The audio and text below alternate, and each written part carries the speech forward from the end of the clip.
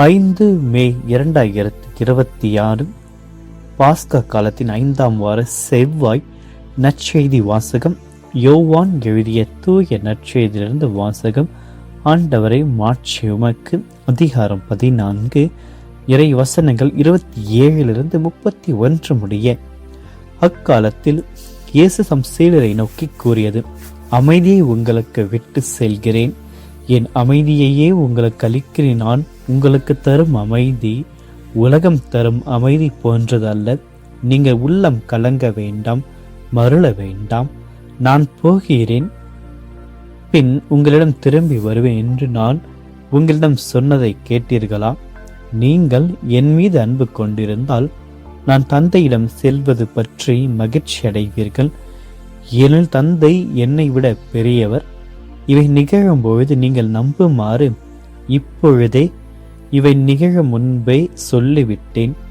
இனி நான் உங்களோடு மிகுதியாக பேசப் போவதில்லை, ஏனெனில் இவ்வுலகின் தலைவன் வந்து கொண்டிருக்கிறான். அவனுக்கு என்மேல் அதிகாரம் இல்லை. ஆனால் நான் தந்தை மீது அன்பு கொண்டுள்ளேன் என்பதையும் அவர் எனக்கு கட்டளையிட்டபடி செயல்படுகிறேன் என்பதையும் உலகு தெரிந்து கொள்ள வேண்டும். ஆண்டவரின் அருள்வாக்கு. கிறிஸ்துவே மக்கு புகழ். இறை இயேசுவில் பிரியமான அன்பு சகோதர சகோதரிகளை, இறைவன் இன்றைய நாளில் உங்கள் அனைவரையும் நிறைவாக ஆசீர்வதிக்கும்படியாக இன்றைய நாளை கொண்டாடப் போகின்ற ஒவ்வொரு பிறந்த நாட்களிலும் திருமண நாட்களிலும் பலவிதமான கொண்டாட்டங்களையும் இறை ஒன்றாக தன்னுடைய அருட்கரத்தால் சேர்த்து உங்கள் அனைவரையும் நிறைவாக ஆசீர்வதிப்பாராக. வணக்க மதத்தினுடைய 5வது நாளில் அன்னை மரியனுடைய பொறுமையை நாம் சிறிது தியானிப்போம். மரியன்னை வாழ்க்கையில் பொறுமையுடன் செயல்பட்டவர். அமைதியாக இறைவனுக்காக, இறைவனுடைய சொல்லிற்காக, இறை திட்டத்திற்காக, இறைவனுடைய அனுபவத்திற்காக காத்திருந்தவர். அவர் எல்லாவற்றையும் புரிய முயற்சிக்கவில்லை. ஆனால் ஆண்டவருடைய நேரத்தை அவர் நம்பினார். தன்னுடைய மனதில் அமைதி இருந்தது. அதனால் அந்த ஒரு பொறுமை இறை திட்டத்தை நிறைவேற்ற உதவியாக இருந்தது. ஆக இன்றைய நாளில் மரியனுடைய இந்த பொறுமையை நாம் ஏற்று வாழ்வோம். இதே நாளில் தூய ஆஞ்சலருடைய நினைவு நாளை நாம் கொண்டாடுகின்றோம். யூத மறையில் இருந்து மனம் மாறிய ஒருவருக்கு மகனாக பிறந்த இவர் கார்மேல் சபையில் சேர்ந்து துறவியாகிறார். பின்னர் ஒரு காட்சியின் மூலம் வெளிப்படுத்தப்பட்டு சிசிலி, இத்தாலி போன்ற இடங்களுக்கு சென்று நற்செய்தி அறிவித்து வந்தார். அப்பொழுது அவர் சில கயவர்கள் இவரை கொன்று போட மறைசாட்சியாக உயிர் துறக்கின்றார். இன்றைய நாளில் ஆண்டவர் நம்முடன் யோவான் நற்செய்தியின் வாசக வழியாக பேசி கிறிஸ்துவில் இருக்கின்ற ஒரு அமைதி, இந்த உலகம் தராத ஒரு அமைதி, அது ஒரு கொடை என்பதை நாம் ஏற்றுக்கொள்ள அழைக்கிறார். தன்னுடைய மரணத்திற்கு முன்பாக இயேசு இந்த நற்செய்தியில் சீடர்களுக்கு ஒரு உயில் எழுதுகிறார். அந்த உயிலானது வெறும் நிலத்தையோ பொருளையோ பற்றியது அல்ல, அது விலை மதிப்பற்ற கொடையை பற்றியது. அதுதான் அமைதி.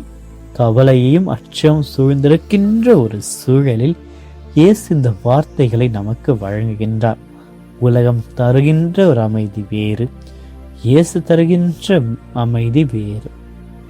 அமைதியை உங்களுக்கு விட்டு செல்கிறேன், என் அமைதியை உங்களுக்கு அளிக்கிறேன். நான் அளிக்கின்ற அமைதி உலகம் அளிப்பது போன்றது அல்ல என்று இறைமகன் அழகாக குறிப்பிடுகின்றார். உலகத்தின் அமைதி என்பது பெரும்பாலும் வெளி சூழ்நிலையை பொறுத்தது. அதாவது பிரச்சனைகள் இல்லாத ஒரு நிலை, உடல் நலம் மற்றும் செல்வம் இருக்கும்போது வருகின்ற ஒரு நிம்மதிதான் அந்த ஒரு வெளி சூழலுக்கான உலகத்தின் அமைதி. ஆனால் இயேசு தருகின்ற ஒரு அமைதி புயலின் நடுவிலும் கிடைக்கின்ற படகு போன்றது. இது ஒரு மனிதனின் ஆழ் மனதில் இருக்கின்ற இறைவோடு இணைந்த ஒரு பேரின்பம். உங்கள் இதயம் கலங்காமலும் அஞ்சாமலும் இருக்க இதுவே ஒரே ஒரு வழி. இயேசு ஏன் இவ்வளவு அமைதியாக மரணத்தை எடுத்து கொண்டார் என்று தெரியுமா? அவர் தந்தையோடு முழுமையாக இணைந்திருந்ததால். நான் தந்தையிடம் அன்பு கொண்டேன், தந்தை என்னிடம் கட்டளை பெற்றபடி நான் அனைத்தையும் செய்கிறேன் என்று இறைவன் இந்த உலகம் அறிந்து கொள்ள இறைவன் செய்தார் என்று இயேசு நற்செய்தியில் குறிப்பிடுகின்றார். தந்தையின் மீதான பேரன்பையும் கீழ்ப்படிதலையும் அவர் வெளிப்படுத்துகின்றார். இறைவனுக்கும் நமக்கும் இடையே உள்ளிருக்கின்ற ஒரு அன்பின் வெளிப்பாடுதான் கீழ்ப்படிதல். ஆக நாம் கடவுளுடைய வார்த்தைக்கு கீழ்ப்படுகின்ற பொழுது அவர் தருகின்ற ஒரு தெய்வீக ஒரு கொடைதான் அமைதி. அது அச்சத்தை கடக்க நமக்கு உதவுகின்றது. அன்பின் வழியாக அது நமக்கு பாக்கியமாக மாறுகின்றது. ஆக இந்த அமைதி தீமையை வெல்லும்.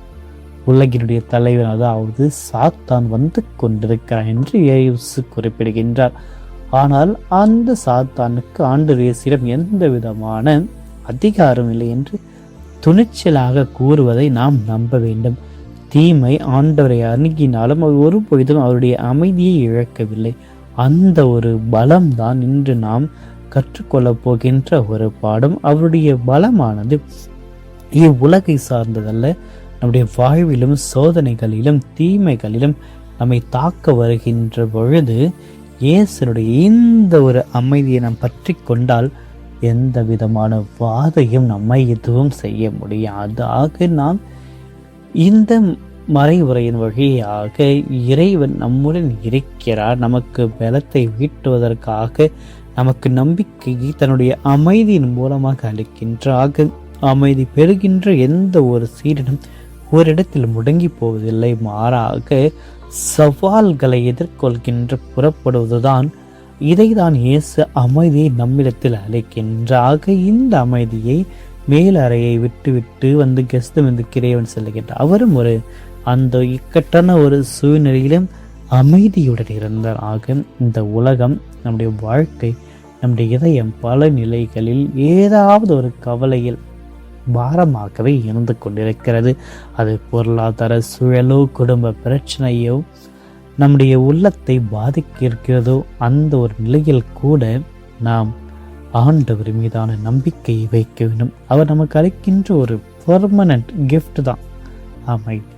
அந்த ஒரு அமைதியை நாம் ஏற்றுக்கொள்ள வேண்டும். சூழல் மாறலாம், ஆனால் அமைதி மாறாது. ஆக இன்று ஆண்டவரிடத்தில் வருவோம், அவருடைய அமைதியை பெற்றுக்கொள்வோம். ஆண்டவர் இயேசுவை போன்ற துணிச்சலோடு நம்முடைய வாழ்க்கையினுடைய சவால்களை எதிர்கொள்ள புறப்படுவோம். ஆமென்.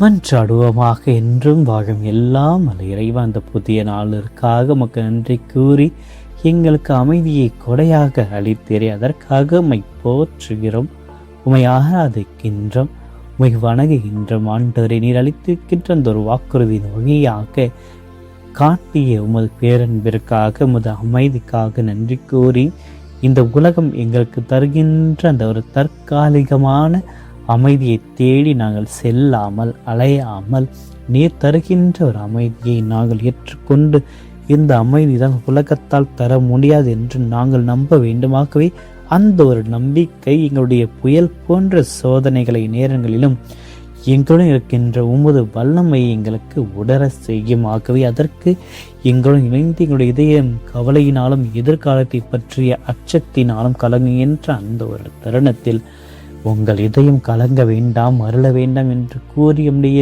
தேற்றரவு மொழிகளானது இன்று எங்களுக்கு வலிமையை ஊட்டுகின்றது. சிறுவை மரணத்தை எதிர்கொண்டிருந்த அந்த ஒரு தருணத்தில் கூட நீ தந்தையை மீது கொண்டிருந்த அன்பினால் மகன் இயேசு வலிமையில் இருந்தாரோ அந்த ஒரு வலிமையை நாங்கள் உணர்ந்து உமது திருவுளத்திற்கு ஏற்ப கீழ்ப்படிந்து உமது அன்பின் நினைத்து நிற்க எங்களுக்கு உதவியாக வாரும். சாத்தான்களை அச்சுறுத்த வருகின்ற பொழுது அவனுக்கு மேல் உமது அதிகாரத்தை நாங்கள் செலுத்துகின்ற ஒரு நம்பிக்கையை துணிவை எங்களுக்கு தாரும். ஆண்டவர் நீர் எங்களுடன் இருக்கின்ற எங்களுடைய கவலையிலிருந்து எங்களை எழுப்பி உமது அருளோடு எங்களுடைய வாழ்க்கையினுடைய சவால்களை எதிர்கொள்ள துணிவுடன் எதிர்கொள்ள எங்களுக்கு தேவையான பலங்களை எங்களுக்கு தாரும், வலிமையை தாரும், ஆற்றலை தாரும்.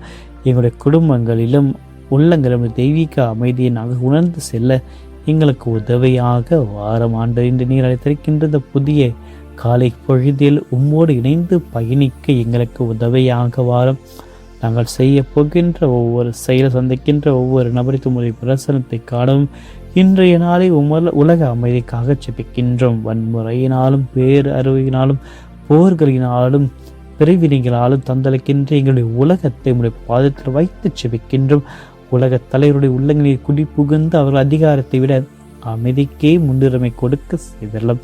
நாடுகள் மற்றும் இனங்களுக்கு இடையே நிலவுகின்ற ஒவ்வொரு கசப்புணர்வுகளை நீக்கி நீர் தருகின்ற அந்த அமைதி விலை மதிப்பற்ற கொடையாக இந்த பூமி எங்கும் பரவிட்டும். ஆண்டவரே, பயமும் பதற்றமும் நிறைந்த இந்த ஒரு உலகில் வாழ்கின்ற எங்களுக்கு நீர் தருகின்ற அந்த ஒரு தெய்வீக ஒரு அமைதியை எங்களுக்கு பாதுகாப்பாக அமைத்தரலும்.